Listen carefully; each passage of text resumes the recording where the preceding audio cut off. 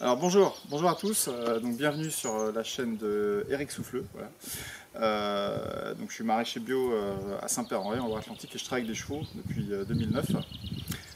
Donc j'ai d'autres vidéos sur la chaîne là, que j'ai commencé en 2021 et j'ai pas publié de vidéos depuis décembre, depuis 2021, depuis l'été 2021 parce que j'ai mon cheval Sirius qui est le héros principal des vidéos précédentes qui est décédé d'une colite, enfin vraisemblablement d'une colite, en tout cas il est décédé très brutalement dans son champ. Voilà, c'était une journée, c'était le 10 décembre 2021. Et puis suite à la mort de l'animal, en fait, j'ai pas eu envie de refaire de vidéo. Enfin, je suis encore très marqué par ça. Mais malgré tout, la vie continue. Et puis il y a beaucoup de projets en plus qui sont en place dans ma vie actuellement. Là, je prépare la construction d'une maison, de ma maison principale. Voilà. Et d'ailleurs, il est temps de revenir sur YouTube parce que justement, je vais avoir besoin un petit peu de coups de main de votre part. C'est-à-dire que moi, je ne vous demande pas spécialement de vous abonner, je ne demande pas que vous demandiez je vous demande pas d'argent pour un Tipeee, mais si le projet vous intéresse, tel que je le conçois, eh bien, venez passer un petit peu de temps avec moi pour m'aider à construire cette maison. Et vous verrez qu'on la construira en fait du champ à la maison et puis même carrément des arbres directement à la maison. C'est-à-dire que là, actuellement, je suis en train de payer un architecte et puis toutes les études en fait, qui sont nécessaires avant de déposer un permis de construire. Aujourd'hui, ça coûte à peu près 20 000 euros. Donc il y a à peu près 20 000 euros qui partent là-dedans. Et puis après, toute la suite, c'est 100% de l'autoconstruction, avec assistance de maître d'œuvre et donc de chantier participatif. Enfin, je suis un système qui est assez réglé, hein, c'est la technique du grèbe. Avec une particularité, c'est quand même que donc la paille va sortir de mes champs. Elle a été semée, le seigle a été semé avec ma jument, Ostan. Donc mon premier acte de construction d'une maison, ça a été de semer du seigle dans mes champs. Donc d'ailleurs, on verra cette partie là tout à l'heure. Et puis donc là, en ce moment, là, on est le 27 juin, donc c'est la journée la plus difficile pour les chevaux. C'est la grosse journée du travail du sol finale, en fait, avant le semis des carottes, parce que je continue de produire pas mal de carottes. Et donc là, on voit Ostan qui est au repos. Là, on a déjà sous-solé entre les sillons pour avoir de la terre meuble dans le sillon. Et là, vous voyez, là, il y a le disque billonneur. Là. Donc là, maintenant, on billonne, en fait. C'est-à-dire qu'on remet de la terre sur le billon pour avoir le billon le plus haut possible, en fait. Et après, en fait, la dernière étape avant le semis, c'est de passer la RC trille au-dessus, mais juste pour égaliser, c'est pour enlever très peu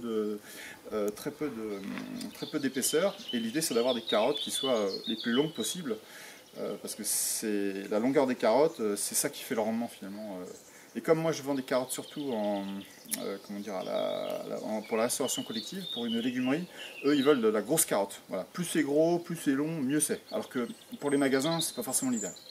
Voilà. Et donc juste derrière on a Dexter. Alors Dexter c'est l'étalon de la ferme. Voilà.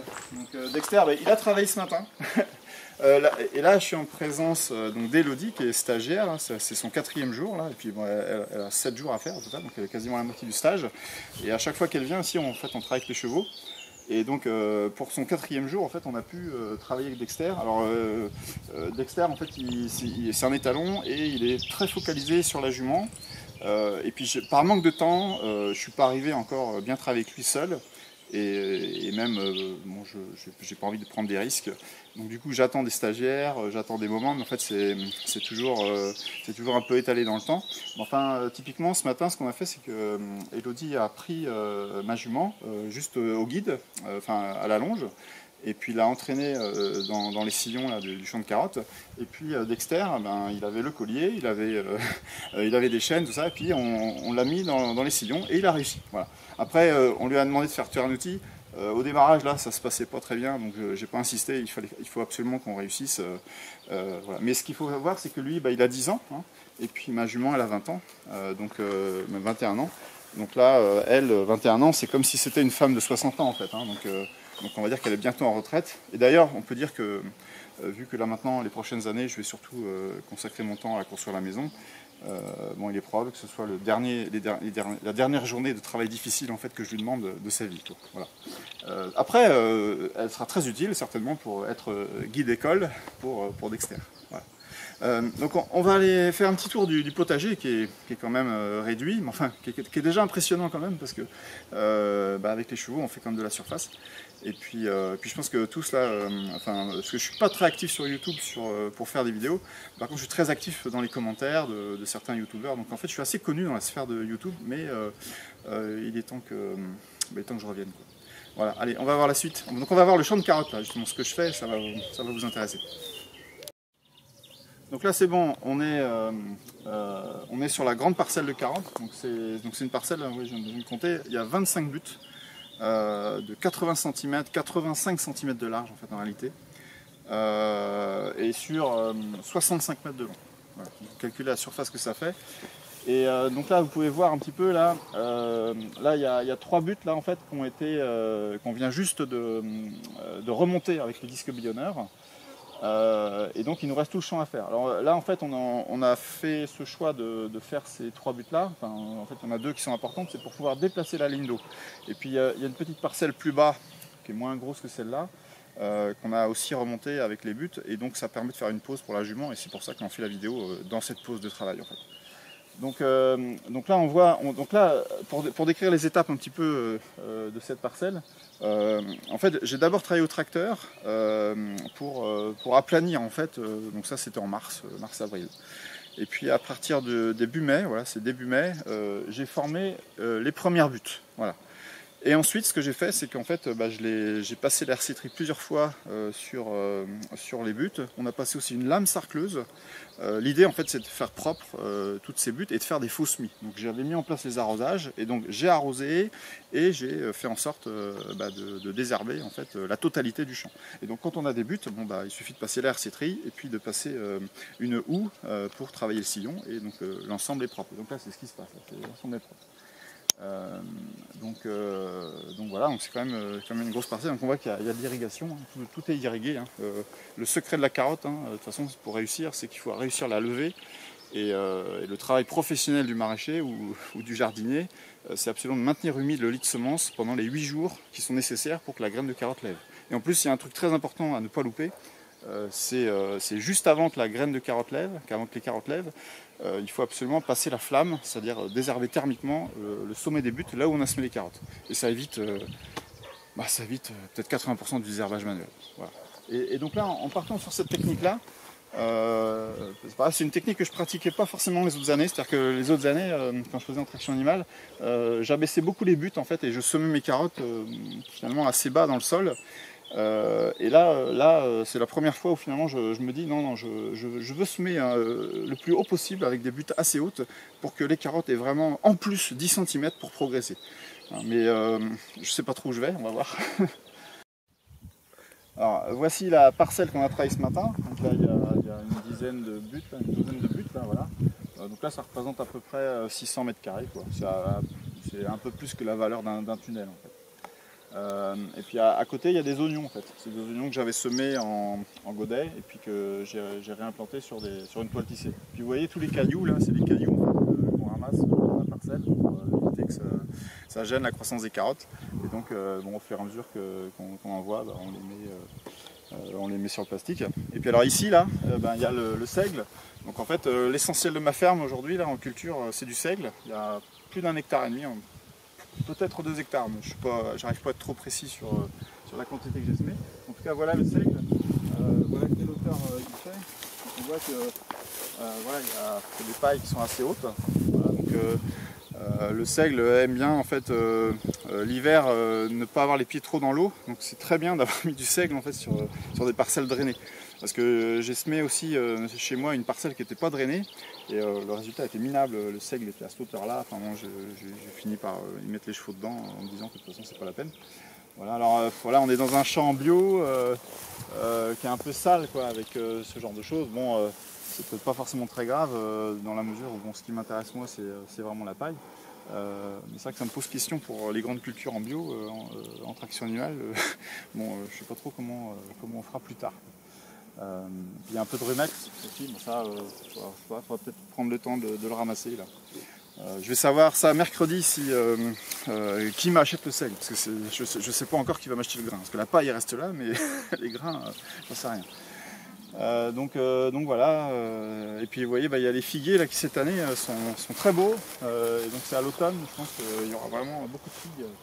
Je pense qu'il faut vraiment qu'il y ait beaucoup d'eau en fait, au printemps à un moment donné pour qu'ils partent super bien. En tout cas, ils sont une meilleure allure que l'année dernière.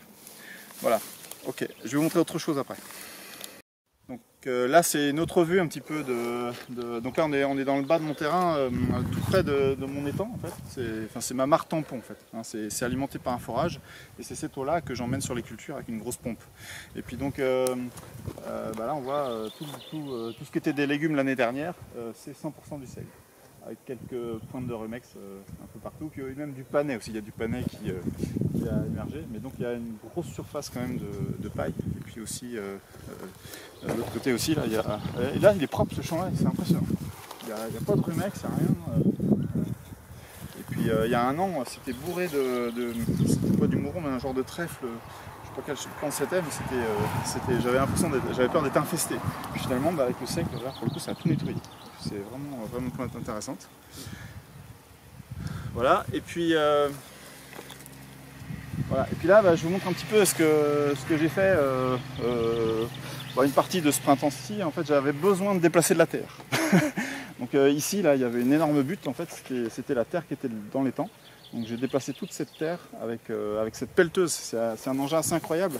Donc c'est une pelleteuse grouillée. C'est une pelleteuse montée sur une tourelle en fait.